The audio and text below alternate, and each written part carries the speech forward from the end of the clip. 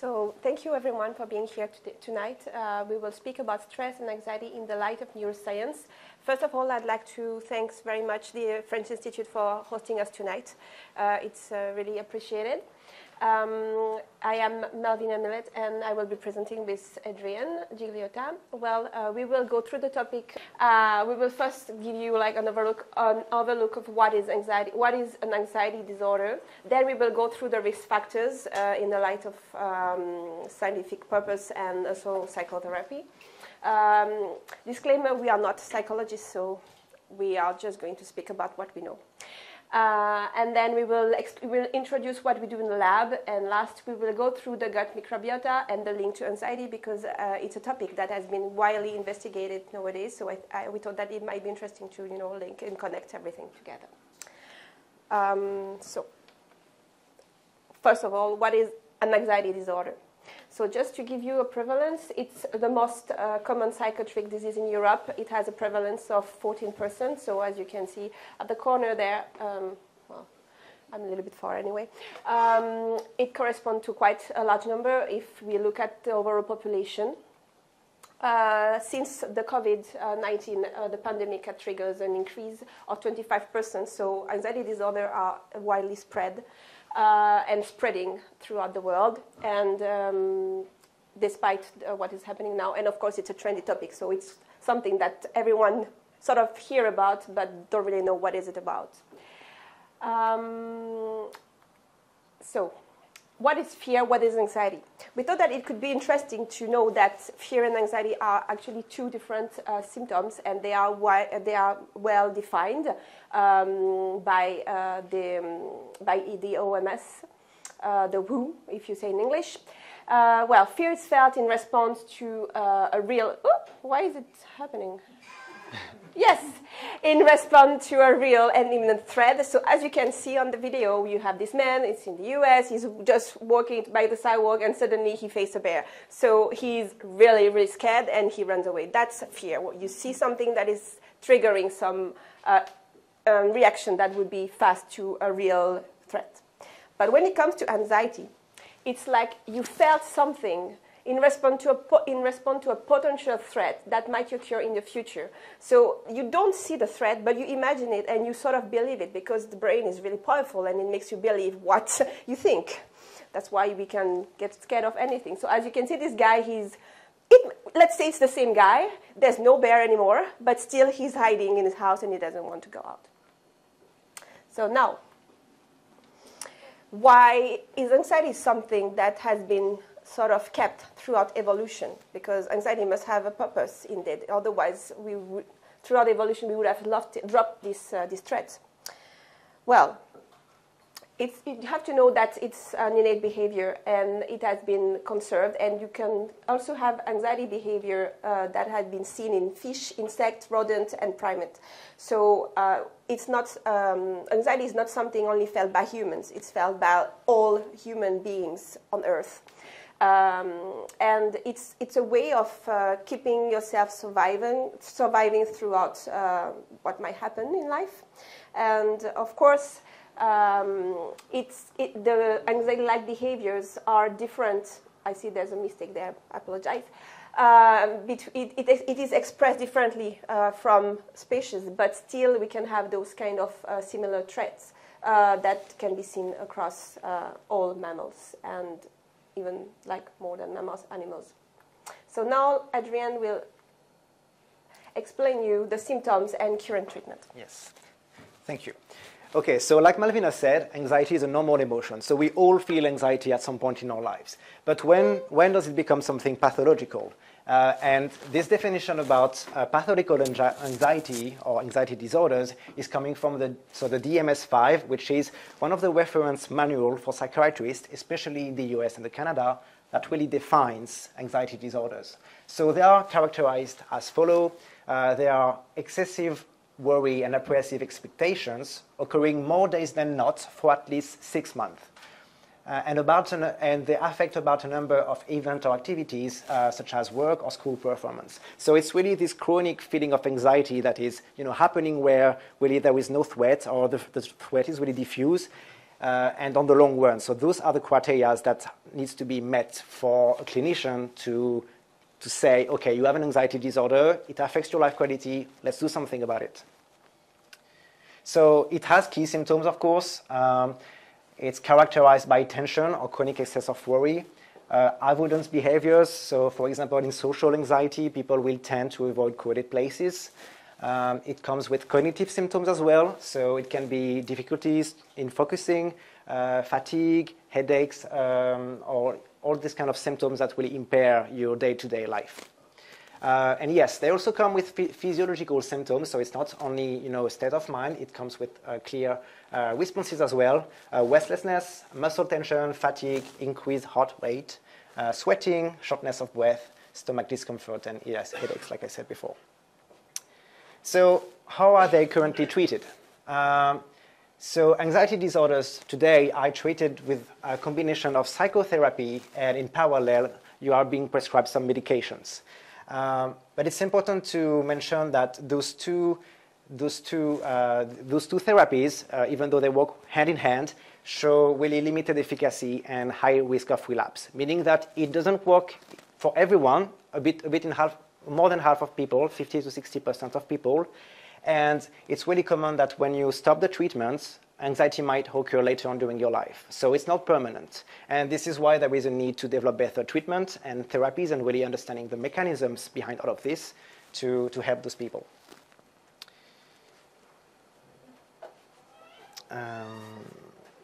Yeah, so we thought we would just give you a brief snapshot of what are the brain regions involved with anxiety. So you must have heard this before, the limbic system. It's to make it simple, it's the part of the brain that is associated with our emotions. So it's comprising several brain regions. So the first one is the amygdala, right here, which is involved in processing fear and anxiety as well, and it triggers the famous flight or fight response that maybe you heard of. So when something, for example, when you see the bear in the GIF that Malvina showed you, you have two responses. I think the person decided to run back, so it was a flight response, but it's also a response. You could have the alternate response of deciding to fight, because then there is no escape. So it's the amygdala that does all of this. You have the prefrontal cortex that regulates a lot of our emotions. Thank you for pointing it out. Yeah.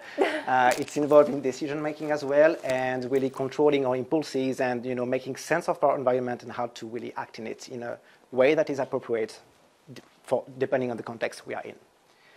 We have then the hypothalamus, which activates a branch of the nervous system which is called autonomic, because it works by itself, meaning that it's not something we have control over, but it's controlling all the things we don't even think about doing. So breathing, heart rate, muscle tension, or all those functions we are not aware, but that our body, thank God, are doing very well when we do something else. It's involved, of course, in the physiological, and also some data show that it's involved in anxiety disorders as well. And lastly, we have the hippocampus there, which is involved in memory consolidation, but also retrieving the memories that you had or that you associated with something being negative, such as a bad experience or a previous fear. So it's really a part of the brain that helps to put context on your memory and decide whether or not it's something that you should still be anxious about. And yes, it's a brain region that is especially being looked at for PTSD, so post-traumatic stress disorders. You maybe heard about those soldiers that come back from war and have those very, very vivid memories when they come back for years, sometimes even 2 years. So this is a brain region that is overactivated in those people, actually. And I think, yes, Malvina will now talk to you a bit about the risk factors for anxiety. So, yeah. Okay. Let's move on to risk factors that we do have for anxiety. So you must understand that it's not only the nature. When we speak about nature, we speak about genetics. It's also a mix of genetics and environment. So let's first dig in nature. Well, it's also something that is coming from gene and hereditary factors. So you have to know that we actually have plenty of different genes that are involved into making someone sensitive or less sensitive to anxiety disorders. It's also a mix, the nature, we got also the physical appearance from our parents and our ancestors. And the third characteristic would be the personality characteristic that we got genetically inherited from our parents. So it is a mix of all the things, and heritability ranges between 30 to 50%. So it means that among the various, the plenty of different genes involved into the characteristic of being anxious, we know that there is 30 and 50% that could be inherited from our parents. And of course, it's highly polygenic because it's not only one gene and then you get anxious. If it was that simple, we would already have a treatment, I guess. And then the second major point of it would be the nurture. So nurture would be the environment. And it's also something that is highly variable. It depends on our parenting, how we've been raised, in which environment we've been raised. It depends on the social relationship we built throughout our life, the people we mix with, the childhood experiences. It can be also through trauma or not. And of course, the surrounding culture and how we were taught about life and how do we face life in general. So the secret formula would be to have someone that has the background of being anxious or being resilient would be the cultural and societal factors, as I just mentioned. So it would be the cultural norms, the social expectation, discrimination, and of course the socioeconomic status in which the person is living. It's a mix of chronic stress from everyday life, work, school, financial difficulties that people may face, interpersonal conflict, many things of that. And of course, the childhood adversity, as I just mentioned, a child that has been exposed to traumatic event such as bullying at school is less likely to develop anxiety disorder when the child is becoming an adult and a grown-up. So that is not something only happening one day and tomorrow you'll be anxious. It's something that is evolving throughout life. So now Adrien will dig in a little bit into stress. Yeah, thank you. Okay, so like Malvina said, chronic stress is one of the main risk factors for developing anxiety disorders. But what is stress? It's actually a very simple word that means a lot of things. But when it comes to our body, the main stress response is mediated through this axis, the hypothalamic pituitary adrenal axis. It has this very long name just to illustrate the fact that it starts in your brain. So it's a hormonal pathway that is meant for you to react to stressful situations in a way that is appropriate again. So it starts in your hypothalamus that will secrete an hormone called the CRH. That will then activate another hormone secretion on the pituitary gland. But all in all, these hormone secretions are really meant to target the adrenal glands, which are glands located on top of your kidneys, that will then, in response to this ACTH hormone, secrete cortisol. And cortisol is the main stress hormone in humans, at least. It's secreted then in the bloodstream, and it will affect all the organs in your body. So not only the brain, of course, it will travel there, but it also affects your heart, your kidneys, of course, there are some effects, hepatic functions, all the systems that need to be, of which there need to be some modifications of function to better react to the stressful situation. And there is this famous quote from Hans Seyle, which is an Austrian medical doctor, that said, "It's not the stress that kills us, it's our reaction to it." And he said this to illustrate a very important principle when we talk about stress and psychiatric disorder.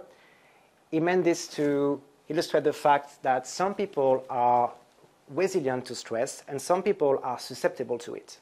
So what we mean by susceptible people is that when those people experience a negative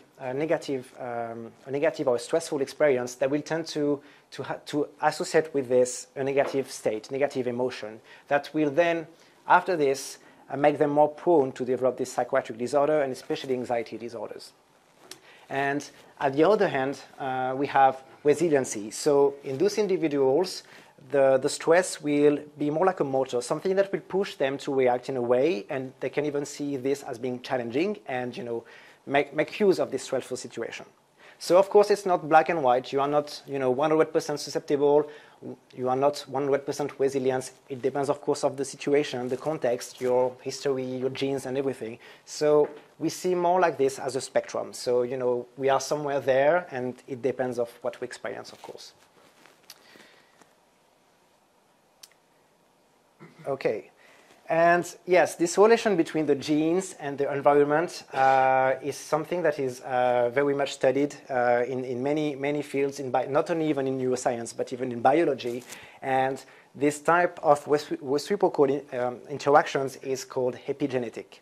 So I try to summarize this quite simply using those graphs, but I want just to highlight the fact that DNA in our cells is not, you might remember the chromosome structure, this very compacted DNA form that we have in all of our cells.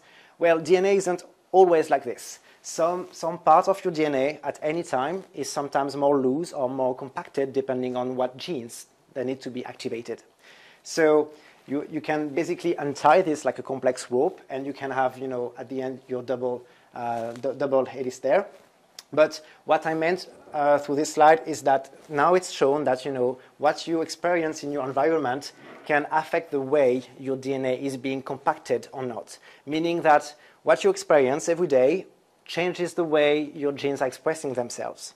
And the opposite is true.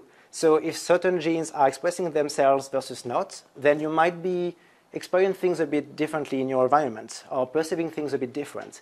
So it's really an interaction that is reciprocal and very complex. So we just start to understand the mechanisms that make this connection between environment and DNA, and it's something very important for many fields of research. So especially anxiety disorders.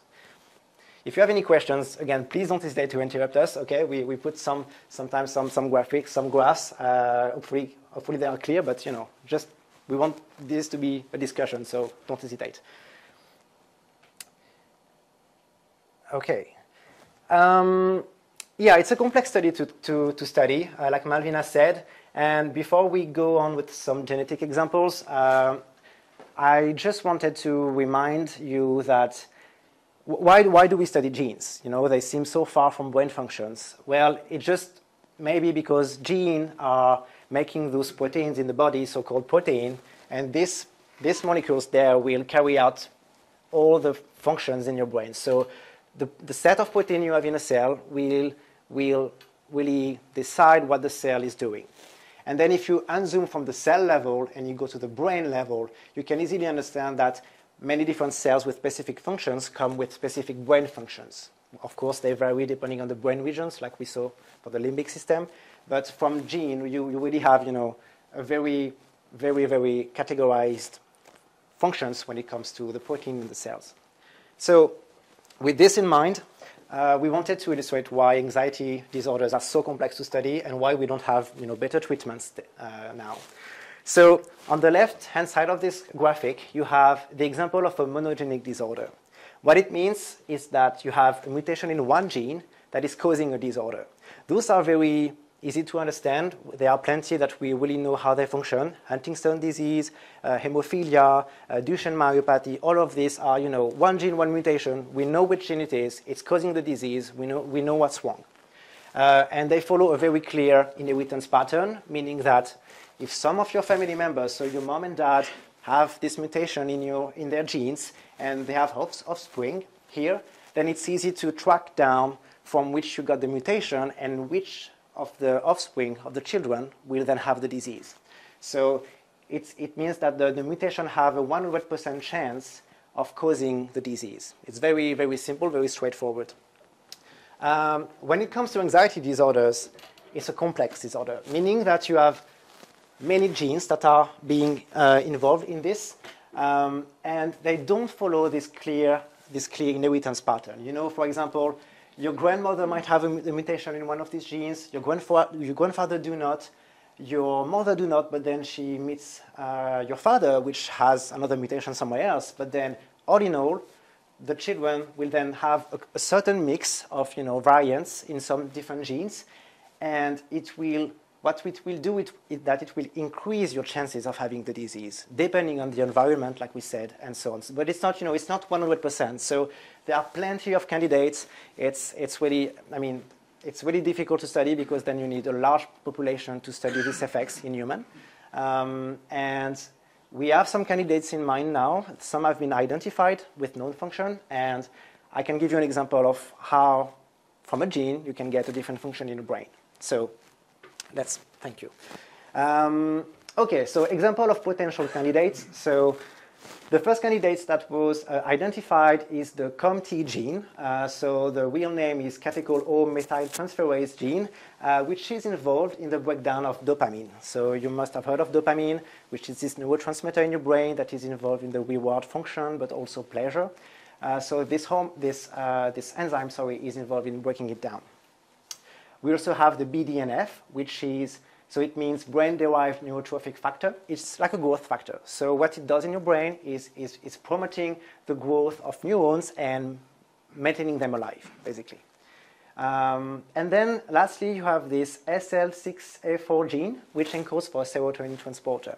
So serotonin is another neurotransmitter involved in so many different functions in our brains: sleep regulation, anxiety and mood, sleep, circadian rhythm as well. All of those functions, serotonin is doing something there.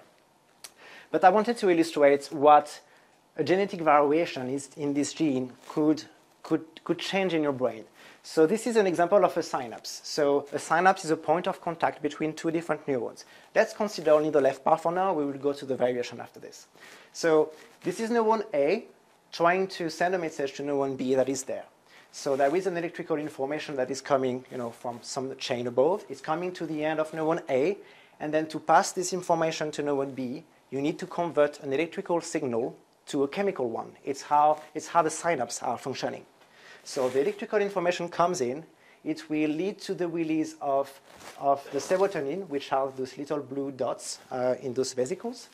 It's being released in the synaptic cleft here, and what it does when it's released, it's binding to a receptor. And then by binding to the receptor, then the information can become electrical again and goes to neurons B and propagate the message like this. That's how our neurons are functioning. But what happens after that serotonin bound to its receptor is that it's being recaptured by this transporter, this gene there, that is coding for this protein.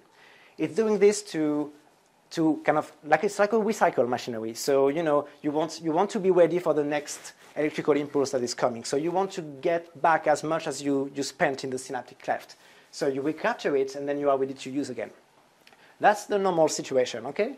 So now if we go to the genetic variant, which is associated with this gene, well, imagine that this variation is doing something to this transporter, and it's modifying its efficiency. So it will not recapture serotonin as fast or as efficiently as in the normal situation. So what happens now, the serotonin starts to accumulate in the synaptic cleft. And if more serotonin is being there, you can easily see that it might continue to bind to these receptors there. So it will keep sending the information to neuron B that neuron A receiving something, even though it's not. The electrical information stopped, but then it's still propagating this message. And this is one synapse in our brain. So keep in mind that if you have the genetic variation, for example, this genetic variant, it's not only one synapse. Well, it affects all the synapses of all neurons you have in your brain, in all your brain regions. So if you have something like this, you can easily see how a network, an ensemble of neurons can be affected because they will all be communicating in a slightly different way. And we believe that it's something that is associated with anxiety disorders, for example, where this happens in specific brain regions, and how it can, from a genetic variant, you can have altered brain function as well. I hope that was clear. Okay. Okay. Is it? Yeah. Okay. So now let's move on to what we do in the lab. Yeah, what we do in the lab. Exactly. Thank you. So, yeah, so we'll talk a bit about our research now. So, can you go to the next slide, please? Thank you, I think. Yes. Yeah. So, yeah, the brain is not only neurons. So I don't know if you remember this, but actually we have a lot of different cell types in our brains. So we have neurons that we just mentioned before, but we have these other cell types, and those are called glial cells. So the term glial comes from the glue, when the first neurosurgeons, back in the days, open a brain and identify neurons, or there is some electrical information going on, and then the other cell types, they're just like glue. Basically, we don't care. Let's focus on neurons. They do the cool stuff. But we understand today that these cells are very important for not only your neurons, but for tons of different functions.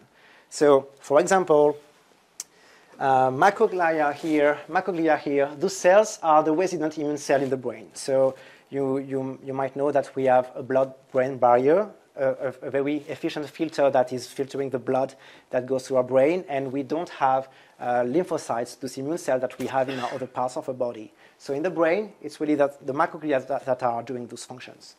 And they're also involved in maintaining the neuronal networks, but they are also involved in tissue repair when something happens to our brain, like a stroke or, like an accident. They are involved in, clearing out the debris and doing all these things that an immune cell does in the rest of our body. We then have astrocytes as well. Those cells regulate synaptic transmission. So if we take the example of the synapse from before, those cells are involved in modulating this communication. They are also protecting neurons against toxic compounds, and they also have this metabolic support for other cell types. So you must know that the brain in our body is the organ that uses most of our energy through glucose. And those cells are making sure that all the other cell types have enough glucose to do their job. Okay. But yes, in our lab, we are especially focusing on oligodendrocytes. So what are those cells? So if you go to thank you. So those cells are producing in our brain what's called the myelin sheath. So the myelin sheath are lipid layers. It's basically like fat surrounded around neurons. So it really makes this kind of, insulator around neurons, and they have a very specific role. So if we go to the next, thank you. They have a very specific role in the brain. So myelin sheath help increasing the speed at which the neurons communicate, put very simply. So you have here an example on top of a myelinated neuron that has this myelin sheath along its axon, so its prolongation, versus a neuron that doesn't have this myelin sheath. And you can easily see that the electrical information is moving much faster when the axons are being myelinated. Yeah, thank you. Maybe a bit before, thank you. I'll just come back to one thing.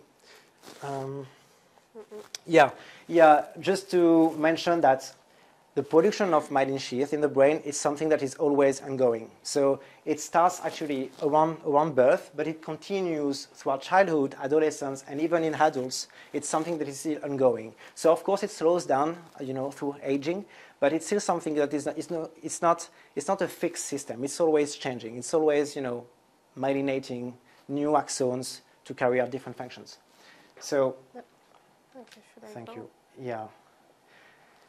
So, yeah, I'm sure most of you heard about neuronal plasticity. So, our brains can adapt, create new synapses, we learn new things through this kind of plasticity. But I doubt many of you heard about adaptive myelination or myelin plasticity.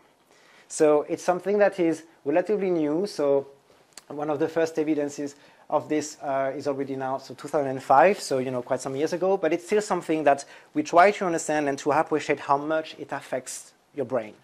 So this is an example of a study where they had two groups of participants, children learning to play the piano versus children not learning how to play the piano.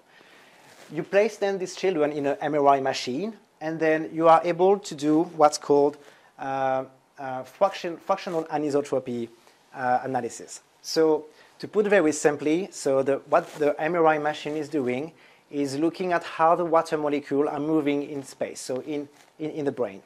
And anisotropy refers to this preferential direction where the water molecule would not have much choice to travel along a specific axis. So if you imagine a myelin sheath, a white matter tract, a tract of fiber in your brain, you can maybe see how in this given tract, the water molecule cannot go everywhere. They will follow an axis, the axis of the tract. So it means that it has a high anisotropy. So the higher the anisotropy you measure, the more white matter you have. It's a measure of that. And with this in mind, they look at a specific part of the brain in those children, the internal capsule, which is a part in your brainstem where all the descending motor tracts are converging and then going to your spinal cord to carry out then later motor functions. And what they found in those two groups of children, is that when you look at the amount of hours that the children practiced playing the piano, so 10 to the power of 3, so 1,000 hours of training, 2,000, 3,000, and so on, in relation to the fractional anisotropy, so the amount of white matter they had, you can see that in the control group, well, it didn't have much effect. So they didn't learn to play the piano, and the fractional anisotropy remained the same during the study. But then the test group here, it's the black dashed line here. You can see that the slope is like this. Yeah, like this. So it means that there is a positive correlation between the amount of time that you learn how to play the piano and the amount of white matter you have in your brain. So it's doing something. It's a motor. You're learning to do something, then your brain is like, oh, this pathway is always being activated. Let's make it more efficient. To be more efficient in kind of transmitting the information. Let's put some myelin around it. That's the principle behind this. And so why am I talking to children learning how to play the piano in anxiety disorders? Yes, of course. That's because you used piano as an example. Would it be the same thing if you used boxing? Well, boxing may not be good, but I mean, is it the idea that any activity, as opposed to normal sedentary, you're just using piano as an example, but what would be the activity? Yeah, very good question. So yeah, I took the piano to illustrate this, but it's true for many other activities. So juggling, guitar, not an instrument, but if you learn something, boxing as well, if you learn something and it's a motor pathway that is always solicited for you to doing your training and you need to be better at it, then it's something that over time. Also, it's a way for the brain to save energy. So if your brain is noticing that you are always using the same motor tracks to box, for example, then to make it less energy consuming, it will start to put myelin around the neurons to make it more efficient. So you will not spend as much energy. So it's true for many activities. So this was an example of motor learning, but now this is actually an example of myelin plasticity for psychiatric disorders. So it's not something that you learn doing. It's something that you had an experience at some point in your life, and then something is changing. So just like in the study before, they had two groups. So this time, 25 adolescents with general anxiety disorders, so anxious persons, versus 24 healthy controls. You put all these persons in the MRI machine again. You look at fractional anisotropy, so the amount of white matter that they have, and you can have this type of graph. So this is kind of the overall map of the brain, and the tracts you see in red. So all the tracts you see, both in green and red, are white matter tracts. But the one in red are the one with reduced fractional anisotropy in patients compared to healthy control, meaning that you have significantly less white matter in those red areas in anxious people compared to healthy people. So it's adolescents, so we don't know exactly what they experienced before in their lives, but they have been diagnosed with anxiety disorders. So it's a clear relationship between white matter and a specific phenotype, a disease in this case, showing you how it's not only a motor learning. It's happening in your brain all the time when something new happens to you. Okay. Yeah. So if I would just, I want to kind of give a take-home message about this part, maybe to make you understand the bigger picture. So why do we think myelin plasticity could be one of the mechanisms that is underlying anxiety disorders? Well, think of the brain as a complex network. So, I presented you the limbic system before with like those brain regions. Know that, most of our brain regions are always sending information to each other. It's like hubs. You receive something, you send something. But now imagine that the connection between those hubs is, thinner, is constituted of thinner or thicker myelin tracts. So, for example, the thicker arrows would represent more myelin, and the thinner arrows would be less myelin. Well, if you think that it's a system that is always communicating, and if you start to change the speed at which the different brain regions communicate with each other, then you can maybe see how the overall synchronicity of the communication would be affected if you have then different white matter tracks.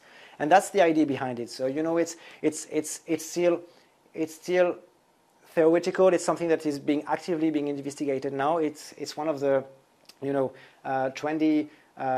trendy and promising field of research we have to explain not only anxiety disorders, but actually this is happening in many other psychiatric disorders. So bipolar disorder, schizophrenia, in all of these diseases, there are changes in myelin thickness in different brain regions. So it's something that is, seems to be broad, and we start to appreciate this now because, like I said, the focus has been heavily on neurons today. So we start to understand that the other glial cells have very important functions, and we are trying to make sense of those functions in context to neuronal communication and brain regions. Okay. So now, to make sure that you really listen to everything, we made a short quiz. Yeah.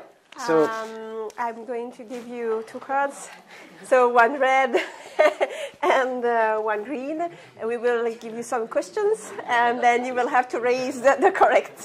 So it's true or false question statements. We have 6 here. We have another one later on. So if you want to participate, raise the green for true if you think the statement I will show you is true, and show the red for false. And let's see what we have in the room, and if we can maybe discuss around these questions.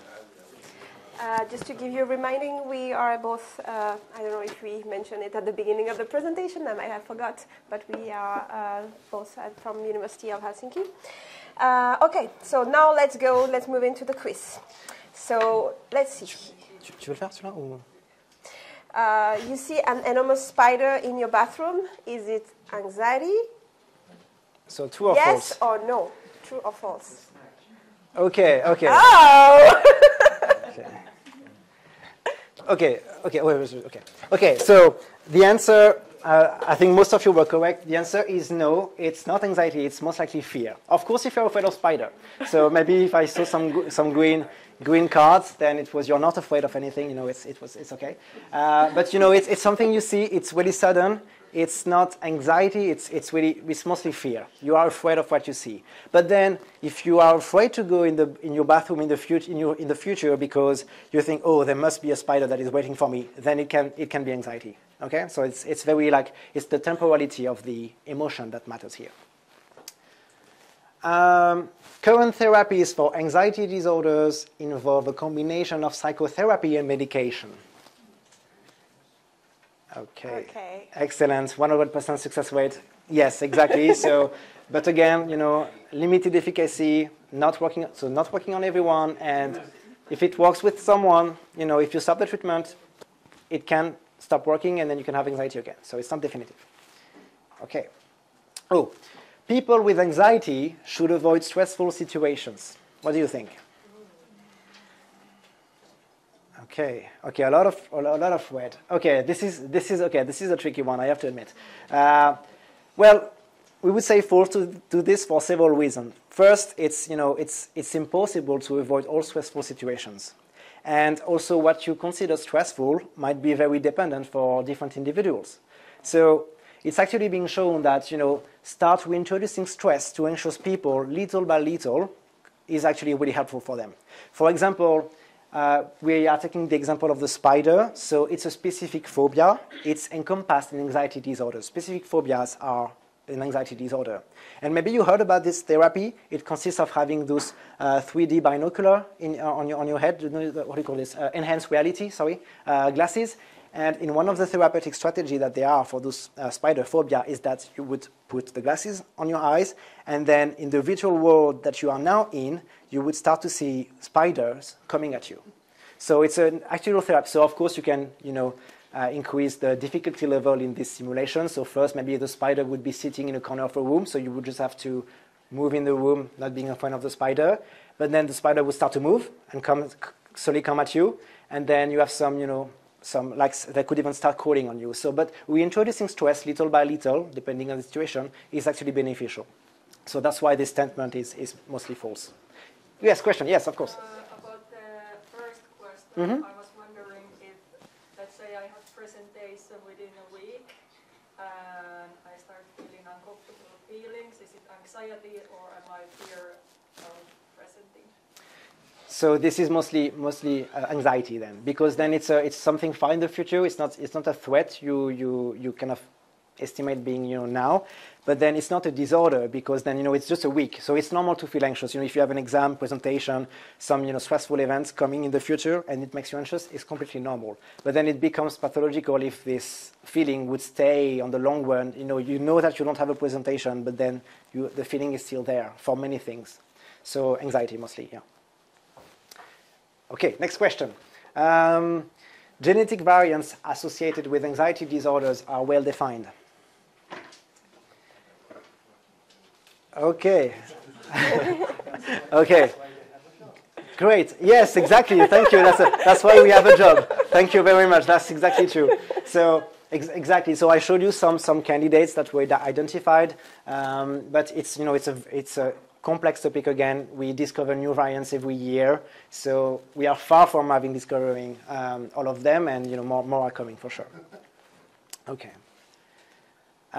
Yes, adaptive myelination replaces neuronal plasticity in the adult brain. Okay, I see a lot more. Okay, good. Okay. Okay, so this statement is false. So I will explain why. So it's true that, okay, I talked about neuronal plasticity and myelin plasticity. Both are ongoing process in your adult brain. It's process that work in parallel. You have, if we take again the example of learning how to play the piano, then you will have some neuronal plasticity at your synapse, that will change their effectiveness there, but there will be also myelin plasticity on the tract of the synapse. So it's both, they are both happening at the same time. But it's true that maybe it's the adult brain part that was a bit confusing. It's true that it's a process that is most effective in young people. That's why we say, children are so much better at learning something new compared to adults. It's because those mechanisms are more efficient when you're young. But they are still happening, in adults. There is still hope for us, being adults and not children anymore. So yes, false statement. Okay, and the last one is in the brain, microglia produce myelin sheath. Okay. Okay, the answer to this is false. So that was, that was oligodendrocytes. Yeah. The microglia are the immune cells. So those are the ones that, repair tissue, maintain neuronal networks, and have these immune functions in our brain. They do not produce myelin at all. Any question for this part now? Yes? Not for this part, but about the potential aim for anxiety. Yeah. I wanted to know if, what is the target of the drugs that the doctor gave to people? Okay, very good question. So can you go back to the synapse schematic, please? Maybe it's... Can I go back to that? A bit before. Yeah. No, sure. Yeah, we haven't. Yeah, no. We can answer to this now because we have another part. The next topic is just really another topic. It's still anxiety, but it's from a different angle. So, So when you go to your psychiatrist and he or she considers that you have an anxiety disorder, the first drug that he or she is likely to prescribe is what's called SSRIs, so serotonin reuptake inhibitors. It's basically acting on the synapse. Yes, thank you. This one? Yes. Oops. No? Yeah. Yes, exactly. Thank you. So it's drugs that are meant to actually target the way that serotonin is being recaptured. So it's meant to increase the amount of serotonin you have in your synapses. So it's meant to modify this, basically, the way this neurotransmitter is functioning. So those are the most, so maybe you heard of Prozac, or these kind of drugs. Those are SSRI. So those are the most prescribed ones. We know that they act there, but now we start to understand that, you know, it's a drug, so it's very unspecific. They have also other functions, and most importantly, they have a lot of side effects, you know, fatigue and everything. So it means that they have also, there are other consequences to what they do at this level, or even what they do at this level could induce other symptoms, side effects. So those are the most prescribed one. Yeah. Is it mostly inhibiting them? Yes, it's inhibiting them, so it's meant to increase the amount of serotonin you would have here. So it's changing. Yeah, it's changing the function of synapses. Yeah. Yes. Two, three questions. Okay. Yes. Have the recent findings on like myelin sheath been applied to therapy yet on the medical side or therapeutic side? Unfortunately, no, not yet, because the first reason for this is that it's very difficult to target. So there are you know, effective drugs that can actually even remove most of the myelin sheath in your brain, but then again, it's a drug, it's very unspecific. So we are missing the tool that would make treatment localized in specific brain regions, or, you know, along tracts in human. We cannot target them. So even if we identify, you know, the tract, we cannot go there. You know, it's the brain. We are human. You cannot introduce a needle with like a compound to inject somewhere. We are lacking the tools as for now. But would it be possible to include in education like for children, like at a really young age, to like ask them to go to like play some music or like practice sports or like elevate the amount of creativity at school? So it can be one strategy, of course. So if you live in it's called it is a rich environment. So meaning that, you know, a lot of things is happening in a children's life. It's one of the factors that, you know, has been associated with a decreased risk of anxiety disorders. To my knowledge, there are no myelin plasticity study that would have looked at the amount of, you know, myelin in children with a rich childhood, whatever that might mean, versus not.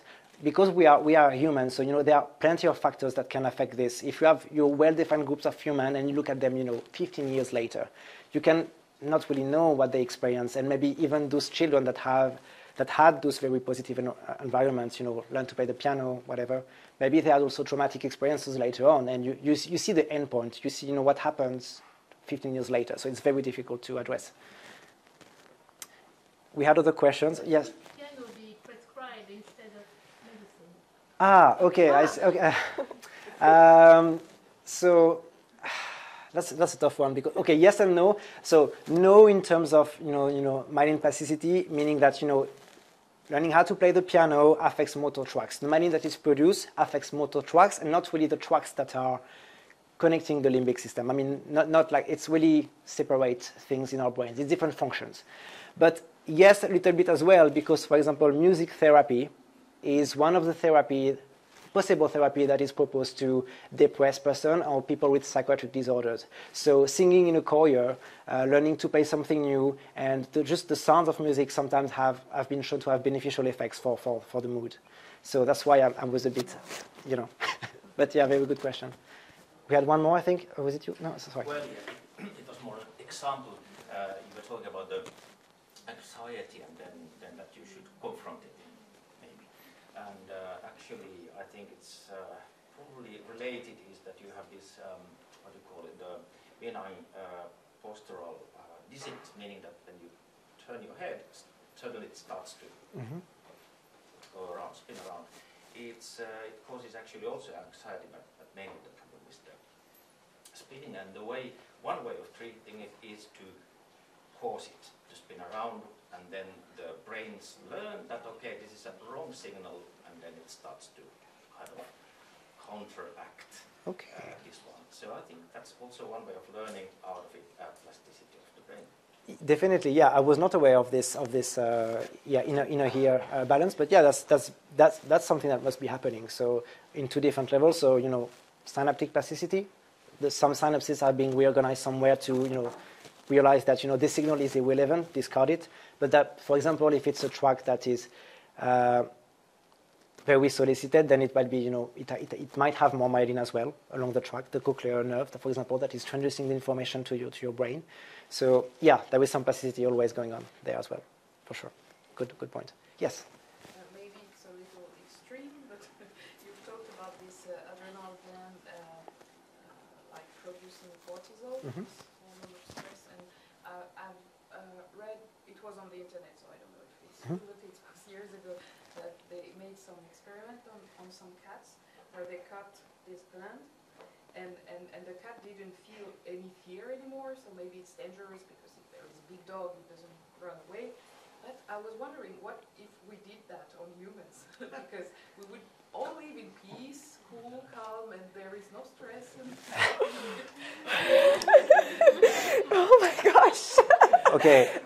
So yeah, so it makes sense. So I must say that experiments on cats were done 100 years ago.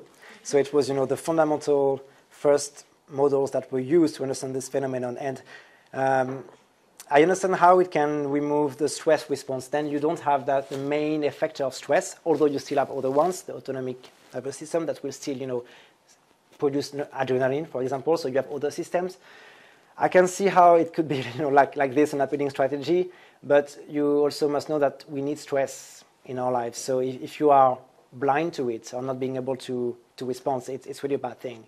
Today, we are in a civilized world. We don't need to fight against, mammoth or, those kind of things in the wild. But still, it's actually, there is data that actually showing that if you live a very non-stressful life, your cognitive performance starts to decrease as well. So stress could be a good thing. It's just the amount of it that is important. And of course, different amount for different people might mean different things. But if you are completely blind to it, then I would say it's a bad thing. So. Is there a way to reduce this cortisol production? So actually, the surgery you're talking about is called adrenalectomy. It's something that is, I think, being used for Cushing syndromes, if I'm not wrong. But it's something that is, I'm sure you have other therapies that could do this. It's just that it would be interesting to look at those people and see what happens if, for example, the amygdala, some brain regions associated with fear, would be then overactivated or inhibited after this. I'm not aware of this, but then you must also know that there are a lot of compensatory mechanisms. So if you remove cortisol or reduce to it, then, for example, your body might start to express more receptor to be more receptive to the hormone that is lacking. So it's not black and day. Sorry, black and white. Yeah. Could I add something to this one? Sure. Actually, I think there is a personality abnormality, which for it is typical that they don't feel any fear, and that in fact leads to aggressivity. So they are very aggressive because they feel nothing, and therefore they just can go on people and do whatever things because they think that they are just not fearless. So it doesn't lead really to peace. It leads to war. And also there is one animal which looks very, very funny. It has the same kind of personality, and they are very aggressive and can hunt, I think, very, very strong other animals. So it has been, they exist. And the result is not very nice. No, it looks really like something we need to function optimally in our world. So that's why removing it completely, it's really questionable. Unfortunately. Yes. That's why we need to develop those specific strategies that would limit the side effect and only affect the phenotype of interest. So what's wrong, basically.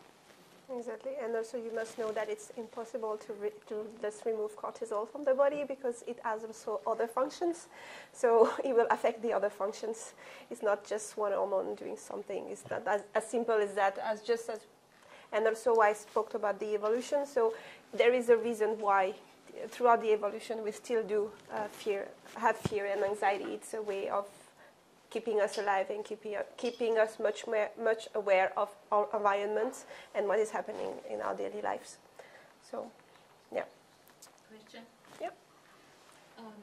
Regarding anxiety, what happens in the brain when we do meditation?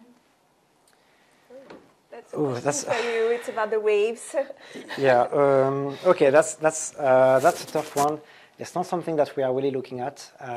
Meditation, though, it's one of the things you can do about yourself that have this soothing and calming effect. So it's encouraged also for anxious people. But what it does in your brain, it's difficult to say. So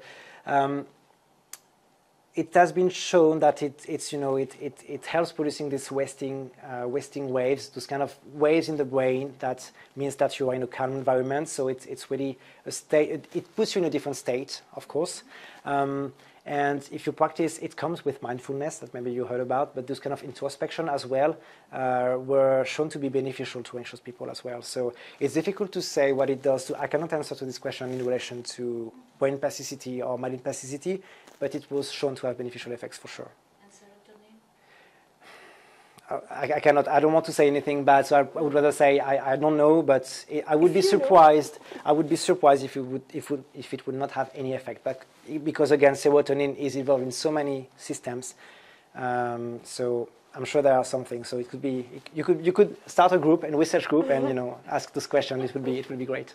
And also, it's really very much linked to what you just mentioned about people like they had to face their fear, to make the brain understand and learn that it's a fear, and an anxiety is not something that is happening in real. So when you do meditation, you actually learn how to sort of look at everything and feel your surrounding from another perspective, which is also helping the brain to dissociate from what I'm imagining and I'm believing in and what is really happening. So that's also interesting to reflect on that.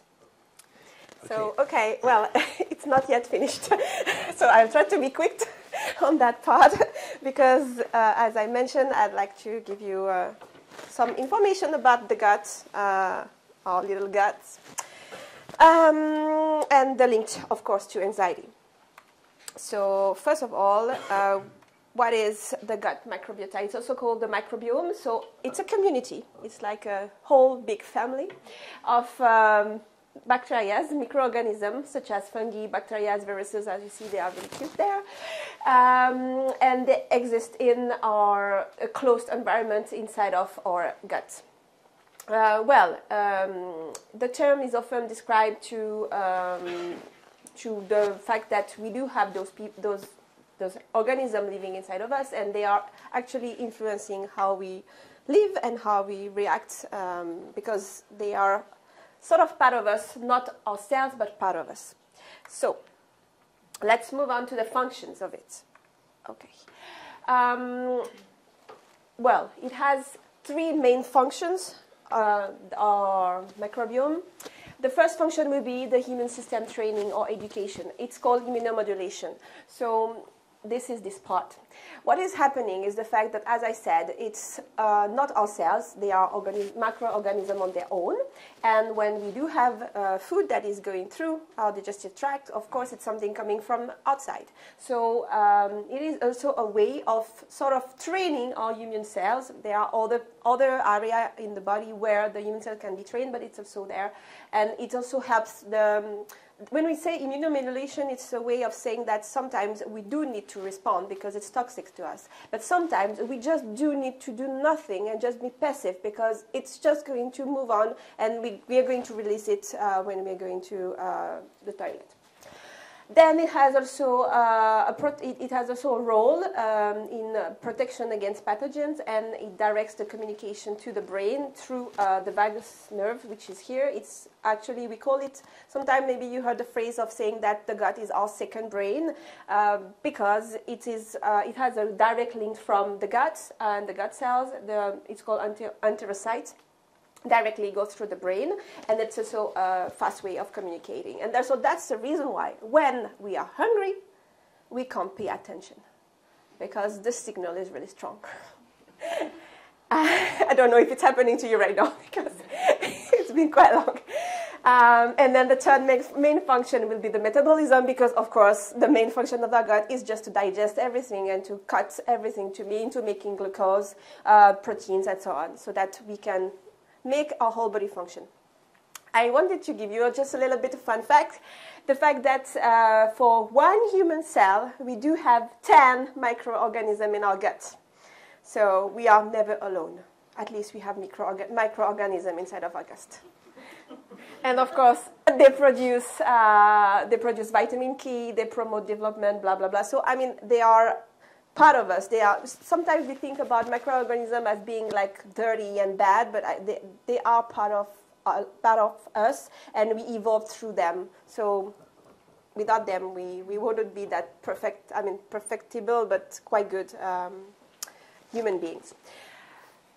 It has been shown that having a gut dysbiosis, so a dysbiosis is an imbalance in the population of microorganisms inside of a gut.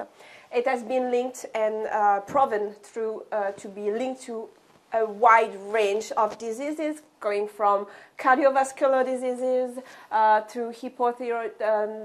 The thyroid hormones is the hormone just over here in the neck. Sarcopenia, inflammatory bowel diseases. Well, this is the pathologies when you have a dysbiose, which is the microorganism inside of the gut are not well balanced. It's quite simple to think, okay, it's linked to something with the bowel or with the gut, but it's also linked to obesity, type 2, and several diseases. I wanted to illustrate that through a paper from John Cryan that has been published in 2018.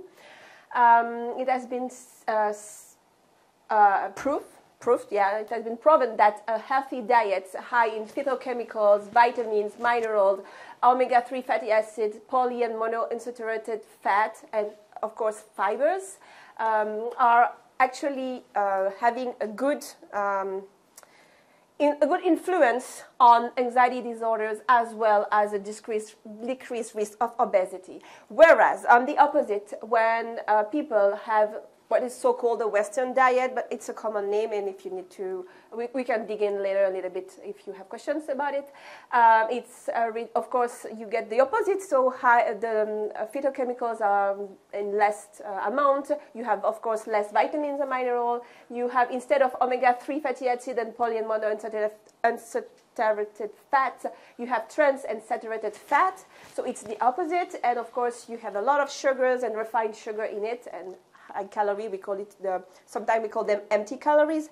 It has an increased risk of obesity, but also an increased risk of developing all of those anxiety disorders because it affects mostly the whole body. We are what we eat.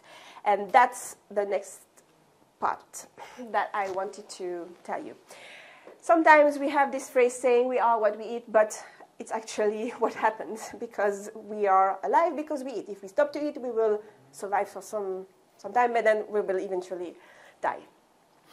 And so this study is even more new because it was published this year, saying that the Mediterranean diet, which is a plant-based and ketogenic diet, is actually healthy promoting because it reduces, again, all of the anxiety syndrome, not anxiety syndrome, but all of the side effects of anxiety.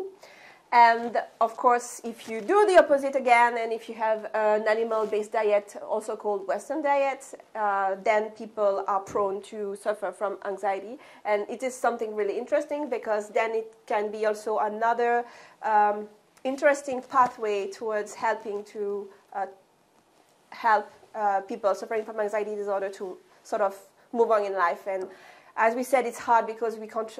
Up to now, we don't know how to fully recover from it, but it can be also one of the options that we could investigate. And now I'm giving you just an application. It's so those two, in these two parts, here you have the group of the healthy control, and here you have the people suffering from social anxiety disorder. Okay?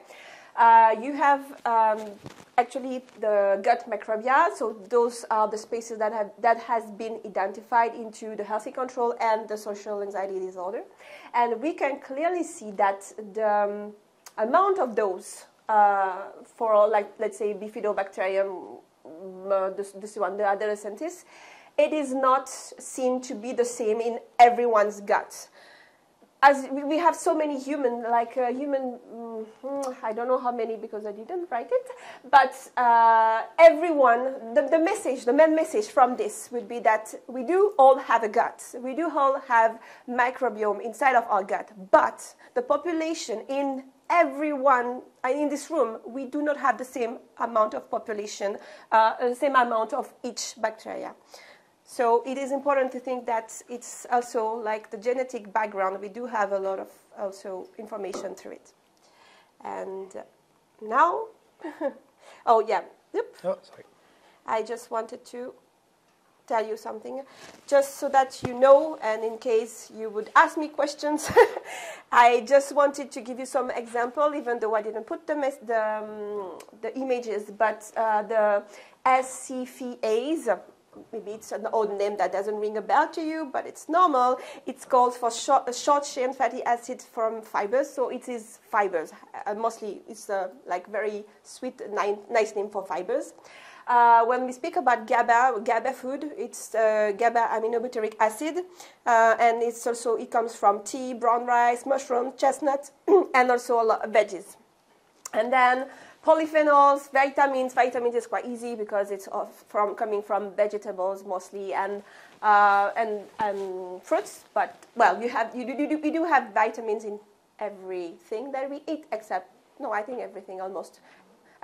Like we have so many sort of vitamins. Polyphenols, well, red wine, you must know, and indoles, it's also the phytochemicals that are found in cabbage, kale, and mostly this type of family food. And then moving on to amines. The amines, they are found also in fruits and vegetables. Polyamines, those are also like part of it, and the H2S, which is something also odd, I guess. So it goes for hydrogen sulfate, and it's produced by the bacteria when we digest what we eat. So this is the gas that we do have when we feel bloated and when we, get some gas inside of our gut. So it's nice to have, it's normal to have, because the bacteria, when they eat, they will release it, and that's a way of degrading the food that we couldn't eat. But when we do have too many, then we start to get some ache from the stomach. And the last little word would be the methyl-phenol. So the methyl-phenol, it's just a toxic aromatic compound that is released when we burn our food. So that's why eating burn is not so good as well. And now, to make sure that you listen to me quite carefully, I also have a little quiz for you guys. So be ready. Okay. Let's go. Allez. So, dietary fibers is the only nutrient that affect the gut's microbiota. That was an easy one. Okay, everyone got it correctly. Oops. Yeah. Then, each person needs a diet tailored for their specific microbiota. Ah.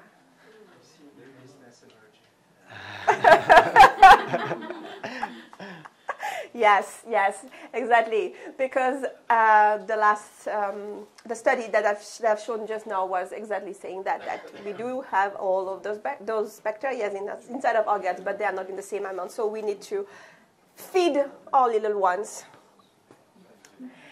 Then microbes can be classified as either beneficial or pathogenic. That's a tricky question. Okay. Oof. Okay. Well, yeah, it's wrong because it's the amount of microbes or bacteria that we do have in the gut that will affect how we respond to it, and that will affect our health, our gut health. So, like, the most, I forgot the name of it, but it will come back, in a while. You have to know that in our gut we do have bacteria that are so-called pathogenic, But because they are in such a small amount, and we do have the other bacteria taking over, and they are just happily living, like being happy neighbors inside of our guts, then it's not a problem, because, well, we can have 1 or 2 pathogenic microbes in our gut as long as they just live and they don't spread. What is becoming a problem, and what is linked to all of those gut disorders, would be the fact that we have a lot of so-called pathogenic microorganisms inside of our gut, and so little of those little nice ones. So it's a whole ecosystem. You know, in this world, we do have good and bad people. We have people that are nice and people that are less nice. That's the world. That's how it happens in our gut. We do have good and less good, but as long as they happily live together, we are fine. That's when the bad ones take over. That's when we are in trouble. I hope I've made a clear explanation. Well, there are more bacteria in our gut than cells in our body. If you followed my little... Yes, everyone got it correct. True, yeah. Antidepressant affects only the brain. Okay, everyone get it. Good. Yeah. Yeah, of course, it fails, of course, because Adrien was mentioning the fact that antidepressants usually usually when you take like a medication, it will take several weeks, up to usually 3 weeks, so that you can see some effects. But in the meantime, while having an effect on the brain, you also might have an effect on the metabolism and on the body itself, because whenever you take something, the metabolism is involved, right? Even when you take food or alcohol or whatever. And it's not something, I would be wrong to tell you that is something that is 100% true, 100% not true, but when you take antidepressants, you also affect, again, the metabolism, and you will have also some side effects, and the side effects are also sometimes seen from the gut. So that's a vicious cycle, and that's why we are trying to find a better solution for anxiety, and that's why we are here today. And last question. Obesity and psychiatric disorders are deeply related.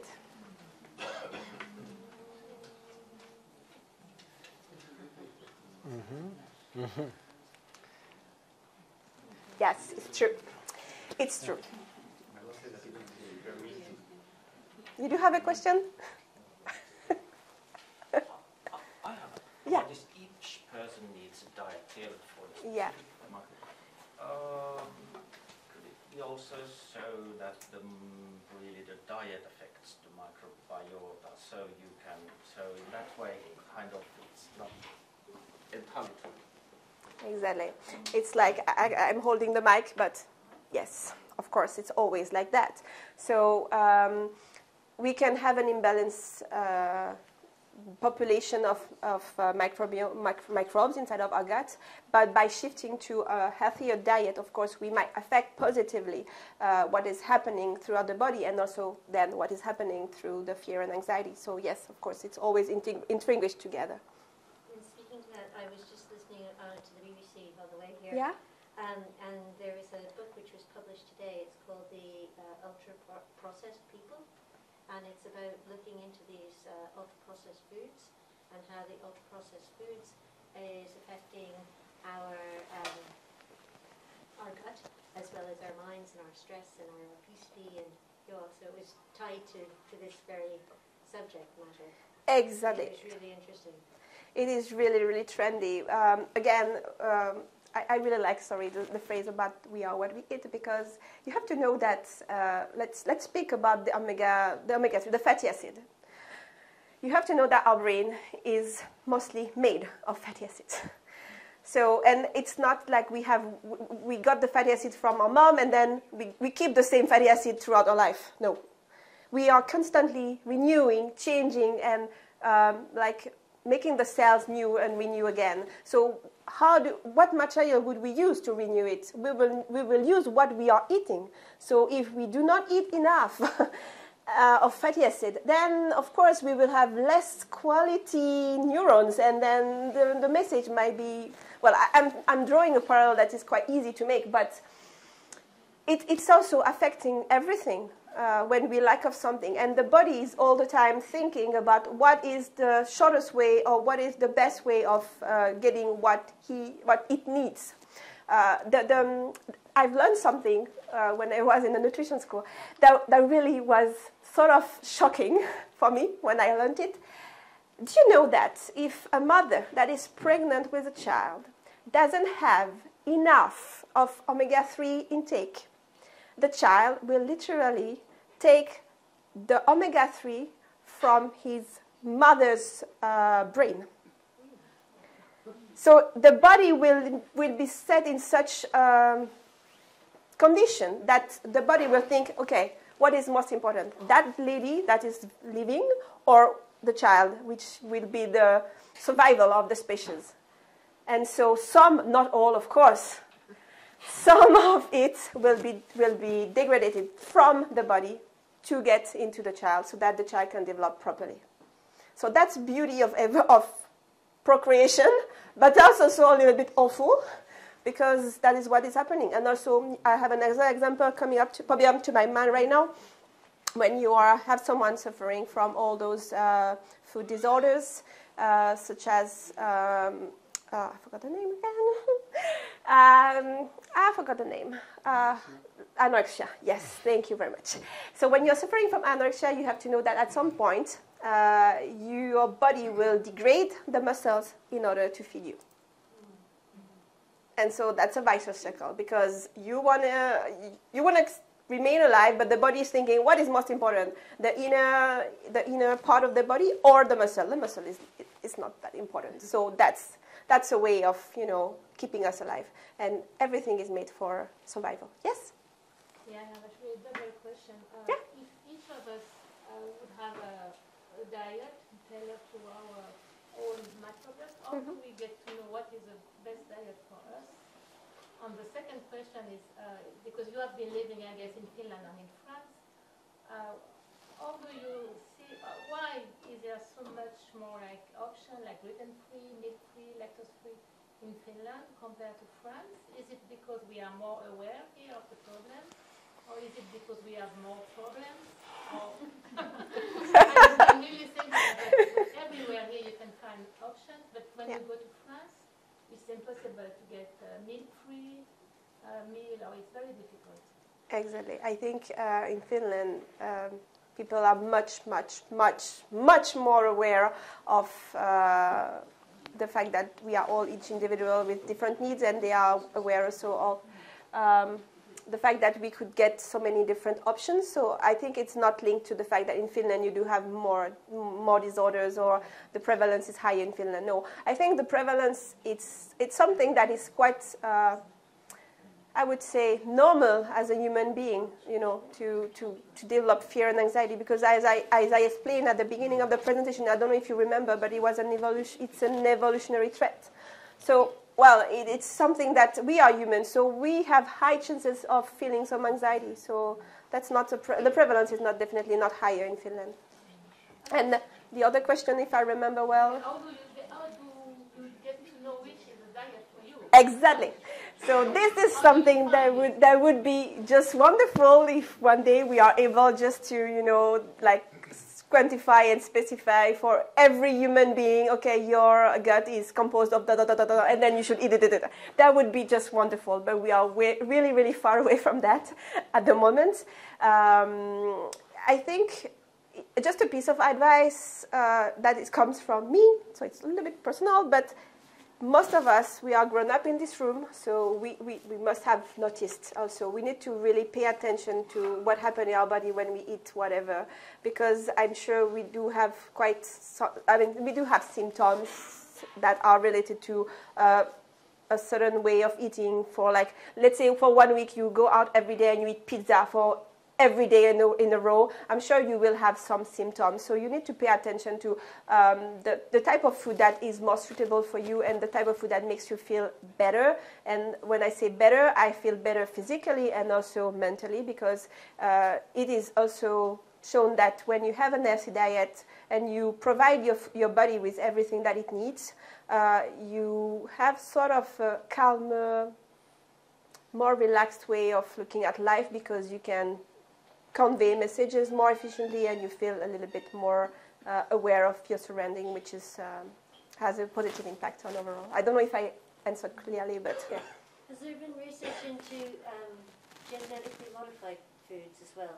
Because there are certain parts of the world where there is much more prevalence of genetically modified food, and then in developing countries there's a push towards increasing the amount or beginning to even have genetically modified food. And has there been sort of studies as to how that has an effect on? Of course it has. Again, everything that we put into our mouth has an effect on us, even though it's a limitless small effect, but everything has.